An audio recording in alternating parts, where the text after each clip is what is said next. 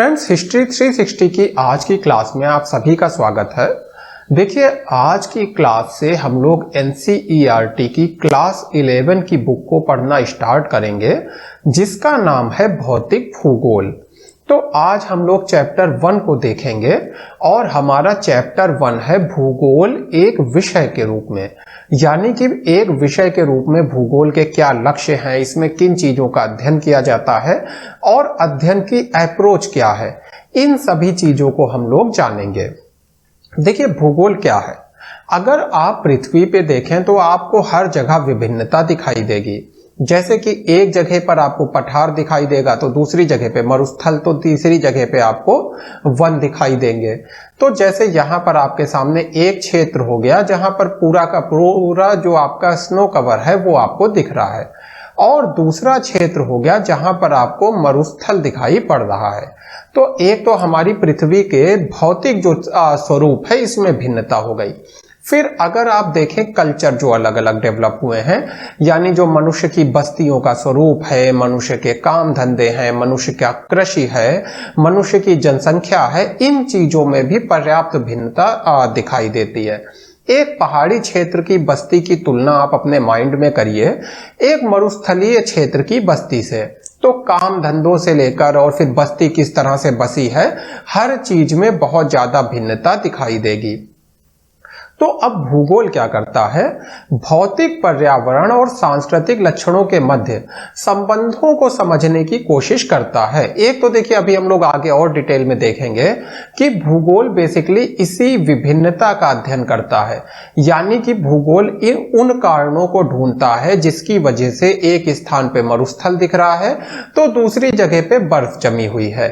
इसके साथ ही भूगोल क्या करता है, जो एक स्थान है और वहां पर जो संस्कृति विकसित हुई है, इनके मध्य क्या संबंध है। जैसे कि पहाड़ों पे जो पहाड़ी संस्कृति विकसित हुई है वो क्यों हुई है, उसके ऊपर पहाड़ों का जो वहां की संस्कृति है उस पर वहां के पहाड़ों का क्या प्रभाव है, इन चीजों की खोज भी भूगोल एक विषय के रूप में करता है। अच्छा, देखिए, जो भौतिक पर्यावरण है भूगोल में माना जाता है, जैसे एक मंच होता है, आपने स्कूल कॉलेज में देखा होगा कि एक मंच है और उस पर क्या होता है, कलाकार नाटक करते हैं। वैसे ही जो हमारी पृथ्वी है, जो हमारा भौतिक पर्यावरण है, जिसमें सब कुछ आ जाता है, समुद्र से लेके मिट्टी से लेके सारी चीजें, ये एक मंच की तरह है। और मनुष्य क्या कर रहा है, अपनी तकनीकी समझ, अपनी संस्कृति के माध्यम से इस पर वही उसी तरह से जैसे एक ड्रामा होता है, उसी तरह से मनुष्य अपने क्रियाकलाप पृथ्वी की सतह पे कर रहा है। किसके माध्यम से, तकनीक के माध्यम से। थोड़ा सा क्लियर कर देता हूं। देखिए, जमीन के अंदर पेट्रोलियम है, आप उसको निकाल लेते हैं और उसका उपयोग करते हैं अपनी गाड़ियों को चलाने में। तो क्या है, जो हम भौतिक पर्यावरण है उसके साथ इंटरेक्ट कर रहे हैं अपनी संस्कृति के माध्यम से। अब जो हमारा तकनीकी ज्ञान है वो भी हमारी संस्कृति का हिस्सा है। तो इसीलिए कहा गया कि भौतिक पर्यावरण के साथ मनुष्य का व्यवहार वैसे ही है जैसे एक स्टेज के ऊपर एक कलाकार का होता है। अब देखिए, जो हमारा भूगोल है इसको क्षेत्रीय भिन्नता का अध्ययन माना जाता है। थोड़ा सा इस चीज को समझ लीजिए। देखिए, जो हमारा भौतिक वातावरण है और जो सांस्कृतिक वातावरण है वो हर जगह पे अलग अलग है। शुरू की स्लाइड में भी देखा। अब देखिए, जैसे कि विषुवत रेखा की क्लाइमेट अलग है और ध्रुवीय क्षेत्रों की क्लाइमेट अलग है। इसी तरह से हिमालय का जो क्षेत्र है वहां पर धरातल अलग है और जो गंगा के मैदान है यहाँ पर धरातल अलग है। तो क्या एक चीज हो गई कि जो हमारा भौतिक पर्यावरण है उसमें पर्याप्त रूप से भिन्नता है। इसके साथ ही जो मानवीय पर्यावरण है उसमें भी, सांस्कृतिक जो पर्यावरण है उसमें भी भिन्नता है। देखिए, यहाँ पर टेक्नोलॉजी का कम विकास हुआ तो खेती जो है अभी भी मनुष्य हाथों से कर रहा है।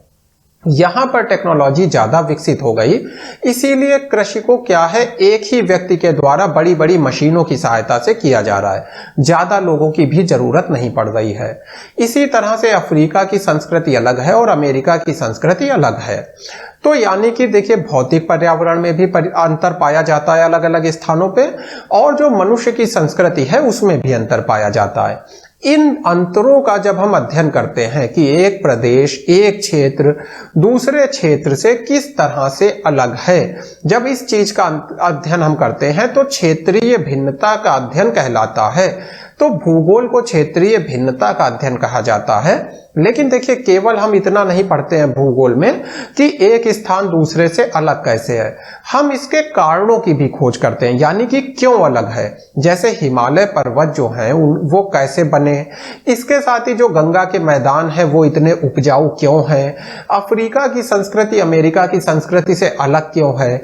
जब हम इन कारणों की भी खोज करते हैं क्षेत्रीय भिन्नता के अंदर, तो इसी बात को अगर मैं आपको एक उदाहरण से समझाऊं तो यहां पर जैसे हाथों से खेती हो रही है, अभी उतना विकास नहीं हुआ है, यहां पर बड़ी बड़ी मशीनों से खेती हो रही है, तो इसके पीछे कौन कौन से कारक होंगे इसकी खोज की जाएगी क्षेत्रीय भिन्नता के अध्ययन में।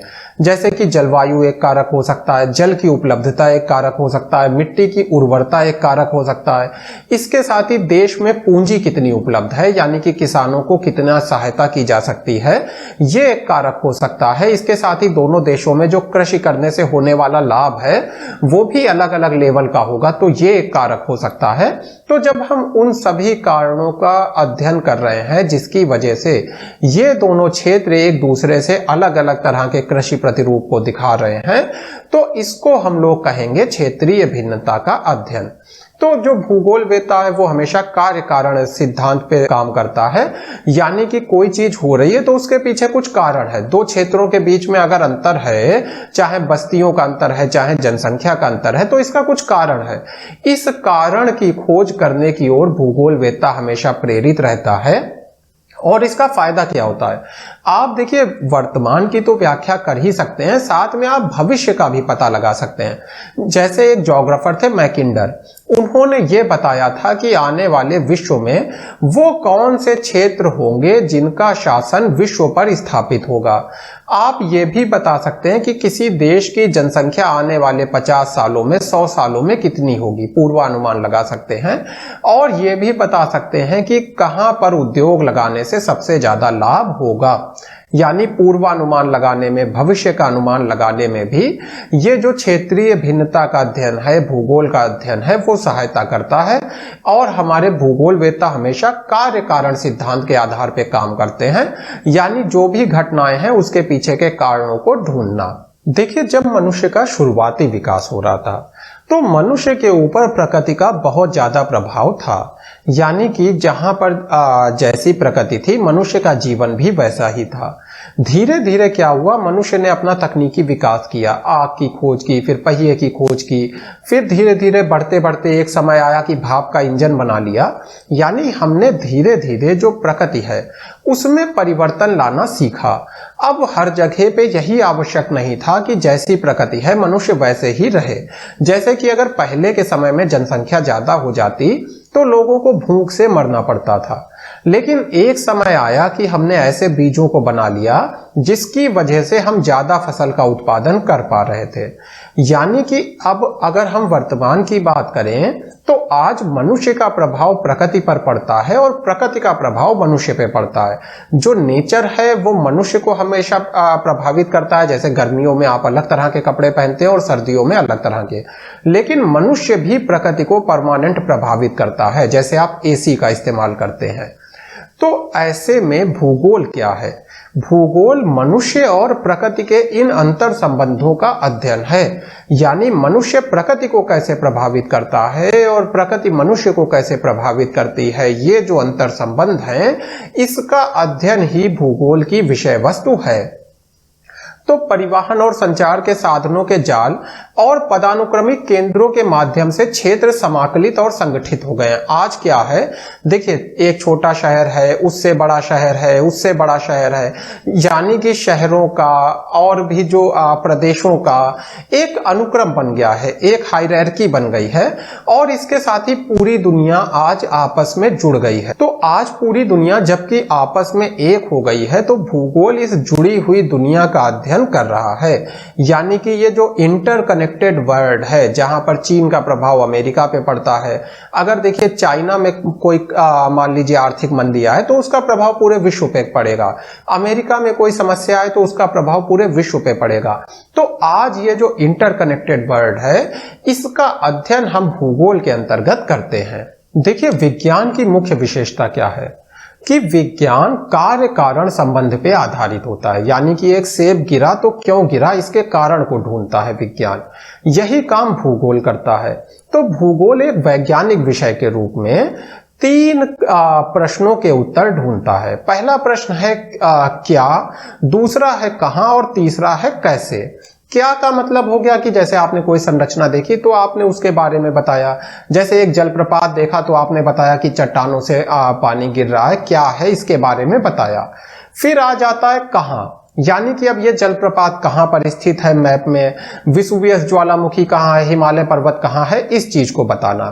तो क्या और कहां का जो प्रश्न है ये वितरण से जुड़ा हुआ है, यानी कि जो घटनाएं हैं वो कहां पर हो रही हैं इस वितरण से जुड़ा हुआ है, क्या और कहां। लेकिन जो कैसे का प्रश्न है वो इस चीज का आंसर ढूंढता है कि ये घटनाएं क्यों हो रही हैं, यानी ये जलप्रपात कैसे बन गया, ये ज्वालामुखी का निर्माण कैसे हो गया। तो मैंने आपको बताया 3 चीजें हैं जिस पर भूगोल फोकस करता है 3 क्वेश्चन पे। क्या, यानी कि इस संरचना के बारे में, ये क्या संरचना है। दूसरी कहां, यानी कि ये संरचना विश्व में कहां कहां पर पाई जाती है। और तीसरा हो गया कैसे, यानी इस संरचना का निर्माण कैसे होता है, ये घटना क्यों हो रही है। अच्छा देखिए, जो हमारा औपनिवेशिक काल था जिसमें विश्व भर में लोग जा रहे थे एक जगह से दूसरी जगह, खोजी यात्राएं कर रहे थे, तो जाहिर सी बात है उस समय क्या और कहां का बहुत महत्व था।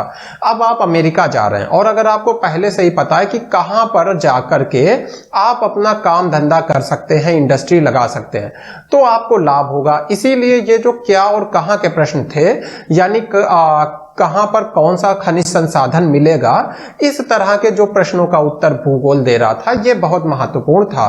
बाद के समय में जो घटनाएं हैं उसके पीछे के कारणों की व्याख्या करना भी, यानी कैसे का प्रश्न भी महत्वपूर्ण हो गया। अब देखिए, भूगोल एक समाकलन विषय के रूप में, थोड़ा सा मैं आपको समझाऊंगा। देखिए, जो भी घटनाएं पृथ्वी पर हो रही हैं वो सब आपस में जुड़ी हैं। जैसे ये एक पर्वतीय क्षेत्र है आपके सामने। अब यहां पर देखिए, पर्वत क्या करेगा, बादलों को जो वायु है उसको ऊपर जाने से रोकेगा। जब वायु ऊपर नहीं जा पाएगी तो वर्षा हो जाएगी। अच्छा, वर्षा होगी तो इसका प्रभाव यहाँ की वनस्पति के ऊपर पड़ेगा, और जो यहाँ की वनस्पति है वो मिट्टी को लगातार प्रभावित करेगी। यानी ये पूरा क्षेत्र जो है आपस में जुड़ा हुआ है। वनस्पति से वर्षा प्रभावित होगी, वर्षा से वनस्पति प्रभावित होगी, और जो पानी बरसेगा वो पर्वत का अपर्दन करेगा, और पर्वत की ही वजह से पानी बरसेगा। तो पूरा क्षेत्र आपस में जुड़ा है। और इतना ही नहीं, यहाँ पर जो मनुष्य है वो भी इससे जुड़ा है। यानी मनुष्य जिस तरह की बस्ती बनाएगा उसके ऊपर प्रकृति का प्रभाव होगा। बर्फ गिरती है तो आपको ढलवा छत बनाना पड़ेगी जिससे कि बर्फ जमा ना हो, और जो मनुष्य की बस्ती है उसका प्रभाव यहाँ के पर्यावरण पे पड़ेगा। ठीक यही बात कृषि पे भी लागू होती है। तो ये सारी चीजें जो आपस में जुड़ी हुई हैं, इनको एक करके देखना कि एक क्षेत्र में जितनी भी चीजें हैं सब कैसे एक दूसरे से जुड़ी हैं, कैसे एक दूसरे को प्रभावित कर रही हैं। ये भूगोल का एक उद्देश्य है। यानी कि एक इंटीग्रेटिंग सब्जेक्ट के रूप में ज्योग्राफी को देखा जाता है, जिसमें ये प्रकृति को समग्रता से, संपूर्णता में देखता है। अच्छा देखिए, जो भूगोल है ये मैंने आपको शुरू में ही बताया, बाकी सब्जेक्ट से भी बहुत ही क्लोजली रिलेटेड है। यानी कि अन्य सब्जेक्ट की जो नॉलेज है उसका उपयोग भूगोल में किया जाता है, जिससे कि हम वास्तविकता को समझ सकें। एक एग्जाम्पल है, देखिए, अगर हम लोग विश्व के इतिहास को समझना चाह रहे हैं तो इसमें आपको भूगोल को भी लाना पड़ेगा। यानी अगर भारत में एक विशेष क्षेत्र से लोग आक्रमण नहीं कर पाए तो इसमें हिमालय पर्वत की देन थी, और वहीं पर कुछ ऐसे दर्रे थे जिनको पार करके आक्रमणकारी भारत में आ गए।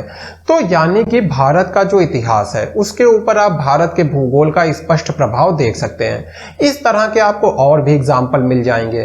तो हमें जब हम भूगोल का अध्ययन कर रहे हैं तो हमें अन्य क्षेत्रों की भी थोड़ी जानकारी अच्छे से होना चाहिए, तभी हम समग्रता में चीजों को समझ पाएंगे। जैसे युद्ध हुआ तो भूगोल की उसमें क्या देन थी, और देखिए विश्व के कोई भी जो घटना है, कोई भी जो इतिहास है, उसको भूगोल की दृष्टि से देखा जा सकता है। यानी कि जो भौगोलिक परिस्थितियां हैं उन्होंने कैसे किसी घटना में सहायता की। जैसे जो मंगोल वगैरह थे, क्योंकि उनके पास खुद के संसाधन नहीं थे तो वो आक्रमणकारी बन गए, तो यहां पर भी भूगोल का रोल आ जाता है। अच्छा देखिए, एक और भूगोल में आयाम है जिसको कहते हैं टाइम, यानी समय का आयाम। समय का आयाम क्या बताता है? एक मान लीजिए ये आप यहाँ पर रहते हैं और आप पर्वतों पे जाना चाहते हैं घूमने के लिए, पर्यटन के लिए। तो अब आप एक तरह से जा सकते हैं कि बस से चले जाएं, मान लीजिए आपको लगेंगे 7 घंटे, और अगर आप फ्लाइट से जाएंगे तो मान लीजिए आपको लगेंगे 2 घंटे। तो अब एक तो आप इसको दूरी के संदर्भ में कह सकते हैं कि चलिए ये जो स्थान है, पर्वतीय स्थान आपके घर से 100 किलोमीटर दूर है। लेकिन आप इसको समय के संदर्भ में भी कह सकते हैं, और समय सबके लिए अलग अलग होगा। जो बस से जा रहा है वो कहेगा 7 घंटे दूर है, जो फ्लाइट से जा रहा है वो कहेगा 2 घंटे दूर है, और अगर किसी ने योजना बनाई है कि वो यहां तक साइकिल से जाएगा तो वो शायद कहेगा कि ये यहां से 50 घंटे या 100 घंटे दूर है। तो यानी कि भूगोल में समय भी एक कारक होता है, क्योंकि समय सबके लिए अलग अलग हो जाएगा, रिलेटिव हो जाएगा। कौन किस माध्यम से जा रहा है, कहां पर रहता है, इसकी वजह से समय सबके लिए अलग अलग हो जाएगा। और इसी वजह से देखिए भूगोल में समय भूगोल की भी नींव पड़ी थी, लेकिन वो अभी हमारा विषय क्षेत्र नहीं है।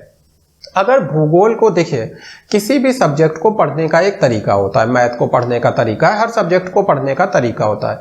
तो भूगोल में एक विवाद चला कि भूगोल को पढ़ने का, भूगोल की स्टडी का क्या सही तरीका होगा, यानी कि भूगोल के लिए जो स्टडी है, जो रिसर्च है, उसको लेकर के अप्रोच क्या होना चाहिए। तो 2 अप्रोच मोटी मोटी सामने आई, एक विषय वस्तुगत और दूसरी प्रादेशिक। समझ लेते हैं।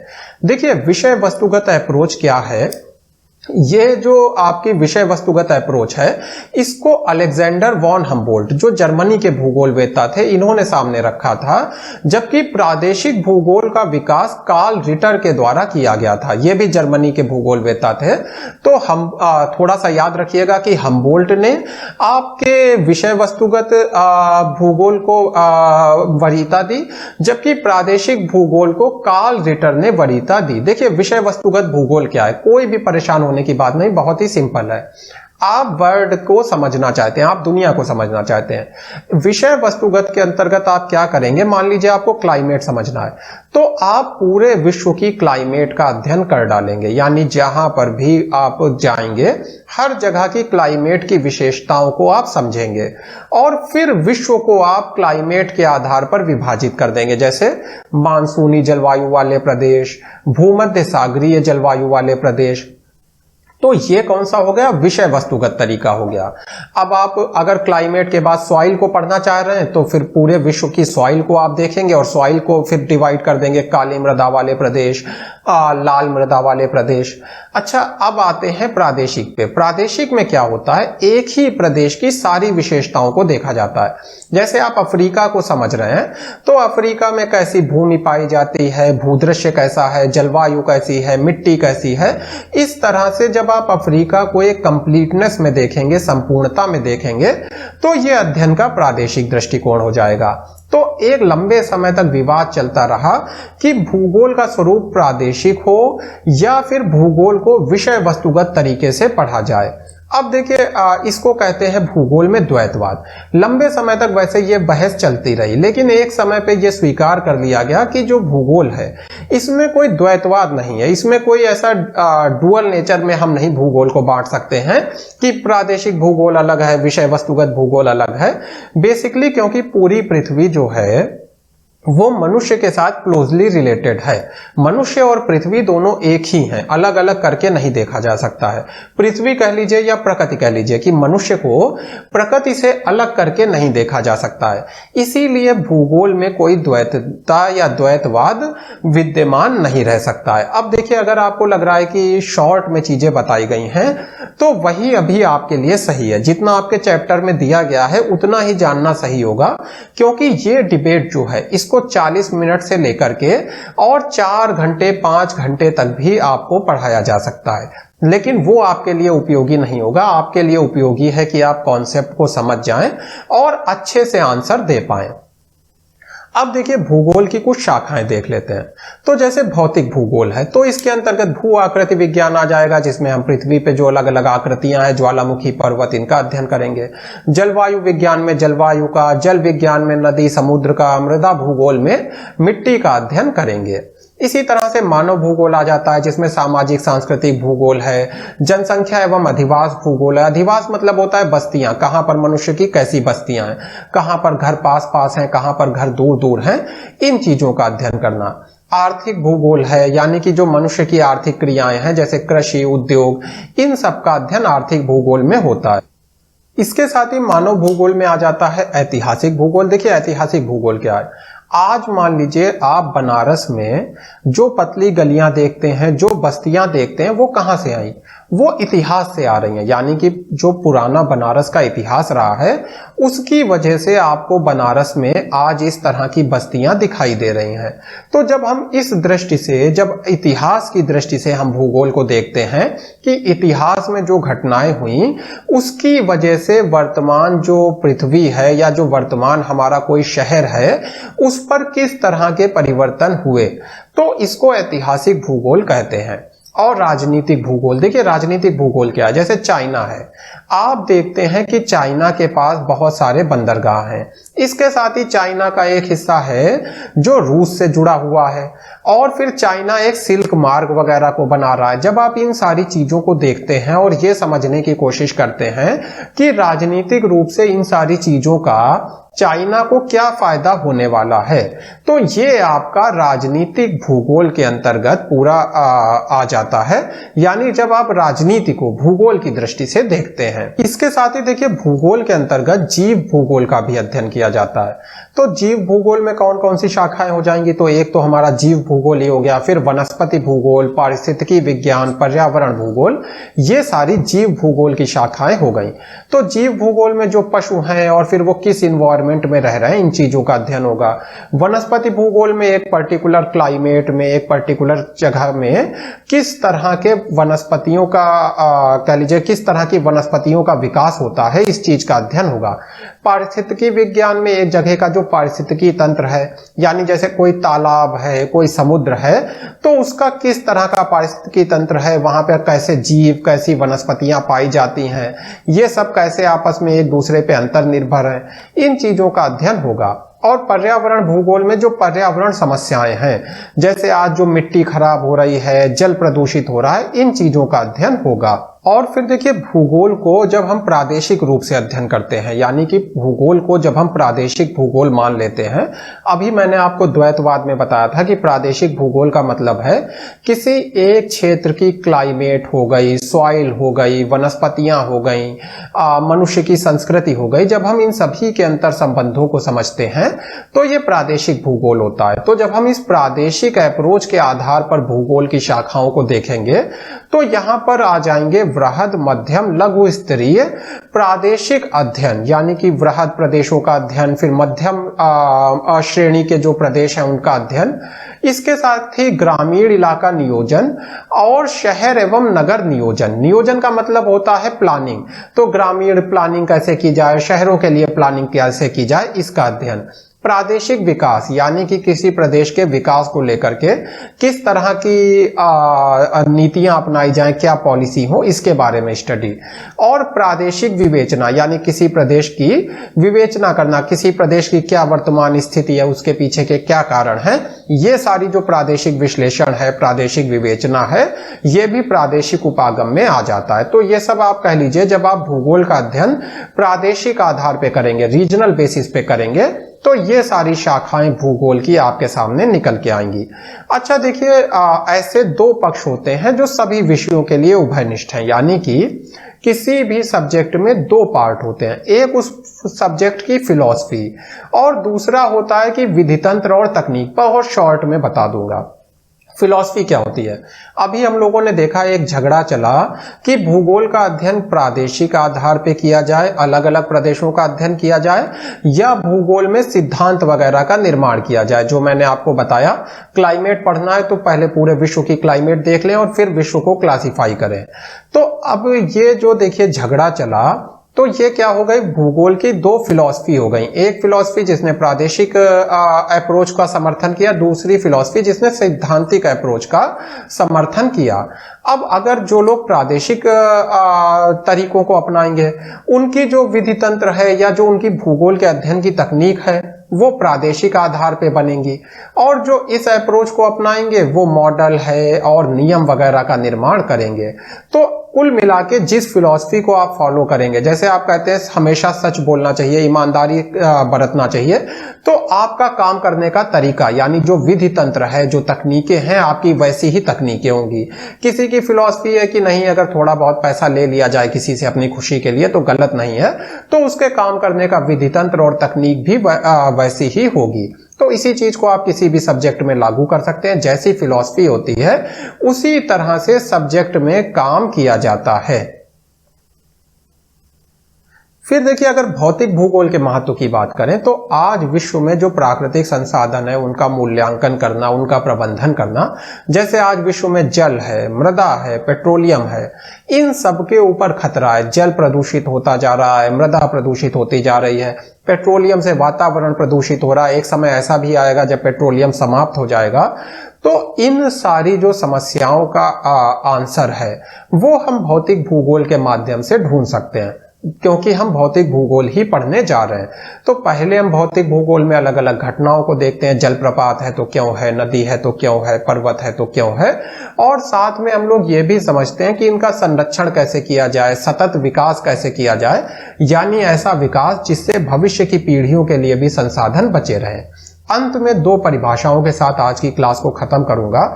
रिचर्ड हार्टशॉन की परिभाषा है कि भूगोल का उद्देश्य धरातल की प्रादेशिक भिन्नता का वर्णन एवं व्याख्या करना है। तो जो हार्टशॉन था ये प्रादेशिक भूगोल को प्रादेशिक तरीके से पढ़ने का समर्थन करता था। तो इन्होंने कहा कि भूगोल का उद्देश्य है कि धरातल पर जो अलग अलग प्रदेश है, प्रदेश मतलब जिसमें पूरे क्षेत्र में एक जैसी विशेषता हो, जैसे पूरे क्षेत्र में एक जैसी क्लाइमेट पाई जाती है, तो ये जो प्रदेश हैं, अलग अलग प्रदेशों के बीच में जो भिन्नता है, जो अंतर है, इसका वर्णन करना यही भूगोल का उद्देश्य है। ये रिचर्ड हार्टशॉन ने कहा। दूसरी परिभाषा आती है भूगोल धरातल के विभिन्न भागों में कारणात्मक रूप से संबंधित तथ्यों में भिन्नता का अध्ययन करना है। ये अल्फ्रेड हैटनर की परिभाषा है, यानी कि धरातल के विभिन्न भागों में जो भिन्नता है उसके पीछे के कारणों की खोज करना। जो एक जगह का धरातल दूसरी जगह से अलग है, इसके पीछे क्या कारण है, इसकी खोज करना ये भूगोल का उद्देश्य है। इस चीज को अल्फ्रेड हैटनर ने कहा। तो देखिए, ये आपका चैप्टर 1 हो गया भौतिक भूगोल का। अब इसमें मैंने कोशिश की है कि आपके कॉन्सेप्ट को ज्यादा से ज्यादा क्लियर करा दूं, और मेरी दूसरी कोशिश थी कि जो आपकी विषय वस्तु है, जो एनसीईआरटी ने आपको टॉपिक दिया है जितना, उसी के अंतर्गत मैं आपको सारी बातों को समझाऊं। तो अब मुझे उम्मीद है कि आज का चैप्टर आपको अच्छा लगा होगा। इसके बारे में जो आपकी राय है वो मुझे आप कमेंट में बता सकते हैं।